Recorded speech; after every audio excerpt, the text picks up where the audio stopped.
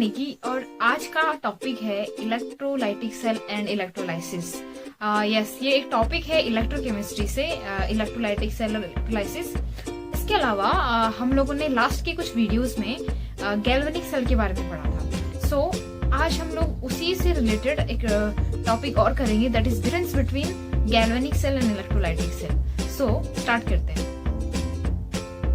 सो galvanic cell हम पढ़ चुके हैं, राइट, जिसको वोल्टिक सेल के नाम से भी जानते हैं। सो गैल्वेनिक सेल में हमने ये देखा था कि एक स्पॉन्टेनियस केमिकल रिएक्शन होती है जिसका कि रिजल्ट जो होता है उससे एक करंट प्रोड्यूस होती है जो सर्किट में फ्लो होती है। यही जो है इस गैल्वेनिक सेल का बेसिक प्रिंसिपल था, दैट केमिकल रिएक्शन की हेल्प से इलेक्ट्रिक करंट प्रोड्यूस होता है। इस तरह के हमारे पास कई सेल हैं गैल्वेनिक सेल के हमारे आसपास। डिफरेंट बैटरी जो होती हैं वो इसी प्रिंसिपल पे क्या होती है, काम करती हैं। लेकिन हमारे पास इसके अलावा अदर इलेक्ट्रोकेमिकल सेल भी प्रेजेंट है, ठीक है, जो इसके ऑपोजिट प्रिंसिपल पे क्या होते हैं, काम करते हैं। सो गैल्वेनिक सेल के सेल रिएक्शन को देखते हैं। अगर हमारे पास ए रिएक्टेंट है और बी प्रोडक्ट है तो रिएक्शन कुछ इस तरह से होती है। इससे हमारे पास बी प्रोडक्ट आता है, साथ में क्या होती है, इलेक्ट्रिक एनर्जी क्या हो रही होती है, प्रोड्यूस हो रही होती है, जिसको हम कुछ इस तरह से लिख सकते हैं। और ये रिएक्शन कैसी है, स्पॉन्टेनियस रिएक्शन है। कैसी रिएक्शन है, स्पॉन्टेनियस। लेकिन अगर हम इस रिएक्शन का इन्वर्स करें, तो क्या होगा, इलेक्ट्रिक एनर्जी की हेल्प से जो प्रोडक्ट था इस टाइम पे बी, वो किस में जाएगा, रिएक्टेंट यानी ए में कन्वर्ट होगा।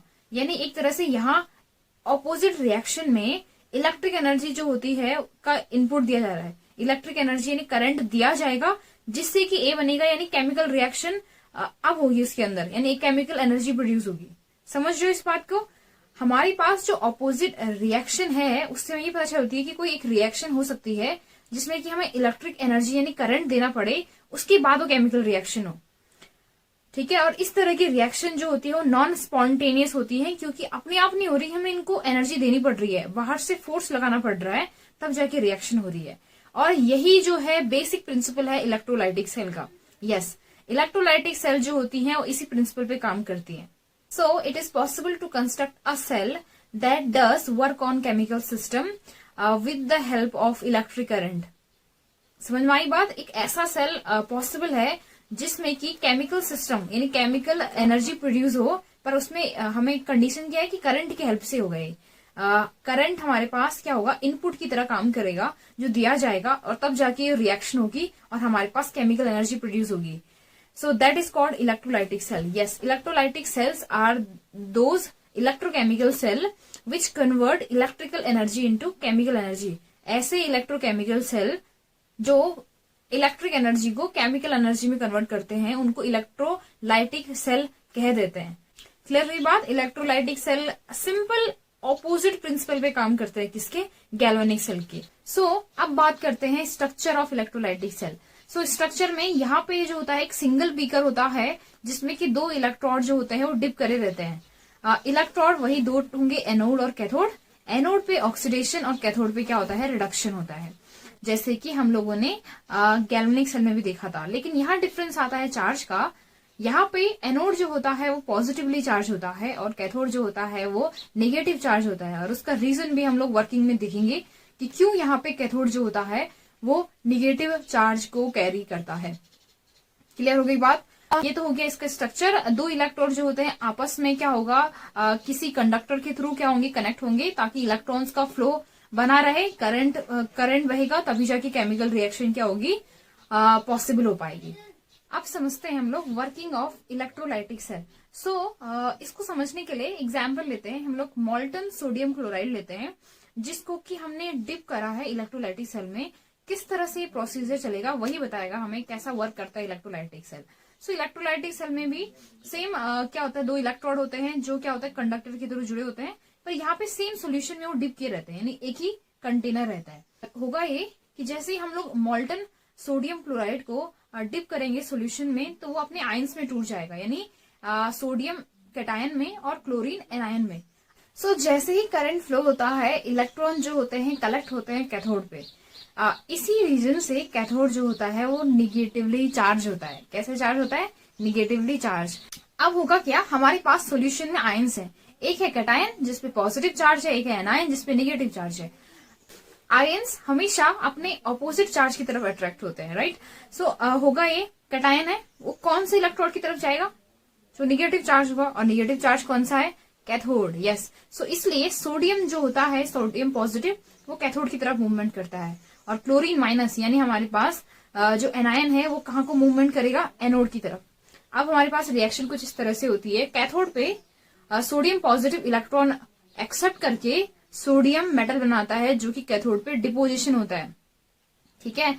हमने मॉल्टन सोडियम क्लोराइड डाला ही इसलिए था कि हमें प्योर मेटल मिल जाए।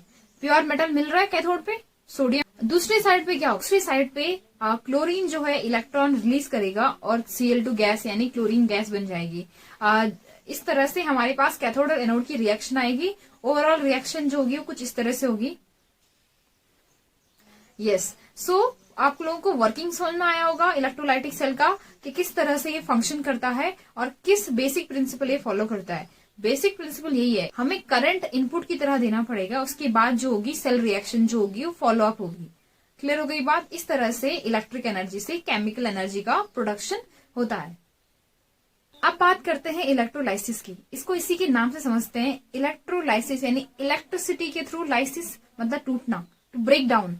सो करंट को देने पे केमिकल जो होते हैं वो टूट जाते हैं, ठीक है। इस प्रोसेस को इलेक्ट्रोलाइसिस कहते हैं। क्लियर हो गई बात। इलेक्ट्रोलाइसिस का मतलब क्या होगा, ब्रेक डाउन या decomposition of a chemical with the help of current, ठीक है। और हमारे पास इलेक्ट्रोलाइटिक सेल में यही प्रोसीजर हो रहा है कि करंट हम इनपुट की तरह ले रहे हैं, जिससे हमारे पास क्या हुआ, केमिकल जो हमने केमिकल स्पीसीज लिया था वो ब्रेक डाउन हो जा रही है, ठीक है। और ध्यान देना, इसकी यानी इलेक्ट्रोलाइटिक सेल की जो सेल रिएक्शन है वो जस्ट अपोजिट होती है गैल्वेनिक सेल से। ये नॉन स्पॉन्टेनियस होती है, जबकि वो स्पॉन्टेनियस होती है। खैर ये तो हम लोग करने ही वाले हैं हमारे next topic, that is difference between galvanic cell and electrolytic cell. So इतनी बार मैं बोल चुकी हूँ, ये चीज हम लोगों ने कितनी बार डिस्कस कर ली, अब तो आप खुद ही बता सकते हो कि गैल्वेनिक सेल और इलेक्ट्रोलाइटिक सेल में पहला डिफरेंस क्या है, क्या डिफरेंस है। पहला डिफरेंस कौन बता रहा है फिर।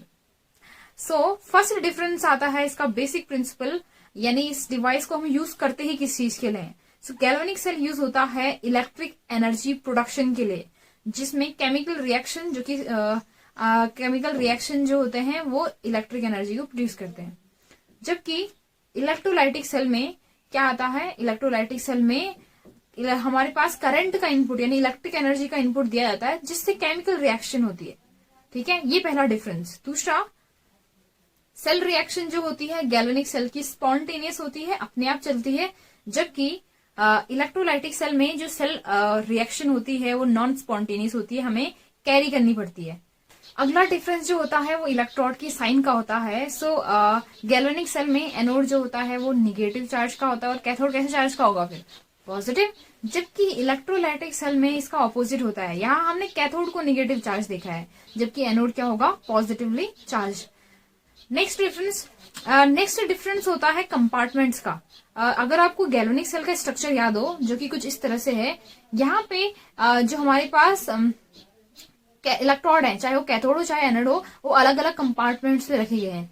लेकिन इलेक्ट्रोलाइटिक सेल में दोनों इलेक्ट्रोड सेम कंपार्टमेंट में रहते हैं। हाँ, एक और चीज याद रखिएगा आप लोग, सॉल्ट ब्रिज जो होता है वो इलेक्ट्रोलाइटिक सेल और गैल्वेनिक सेल दोनों में पाया जाता है, ठीक है। ये डिफरेंस का टॉपिक नहीं है। नेक्स्ट जो है वो है इलेक्ट्रॉन्स का। इलेक्ट्रॉन्स जो होते हैं गैल्वेनिक सेल में कहाँ से रिलीज होते हैं, एनोड से, और कहाँ को चलते हैं, कैथोड की तरफ। लेकिन अगर हम लोग बात करें किसकी, इलेक्ट्रोलाइटिक सेल में जो इलेक्ट्रॉन्स होते हैं वो करंट से पहले कहाँ पहुंचते हैं, कैथोड पे, फिर उसके बाद एनोड पे ऑक्सीडेशन के थ्रू रिलीज होते हैं और फिर कहाँ को चलते हैं, कैथोड की तरफ। सो ये चीज बहुत ही इंपॉर्टेंट है, ध्यान रखना। इलेक्ट्रॉन्स फर्स्ट कहाँ पहुंचते हैं, यहाँ कैथोड पे, जबकि गैल्वेनिक सेल में इलेक्ट्रॉन्स हम लोग सबसे पहले एनोड पे देखते हैं। अगर आपको कोई चीज था होगा ऐसा जो आपको समझ में नहीं आया, कोई भी टॉपिक, वर्ड, सेंटेंस, तो आप लोग मुझे कमेंट कर सकते हैं, सो मैं आपको आंसर करूंगी। Thank you. नेक्स्ट क्लास में मिलते हैं।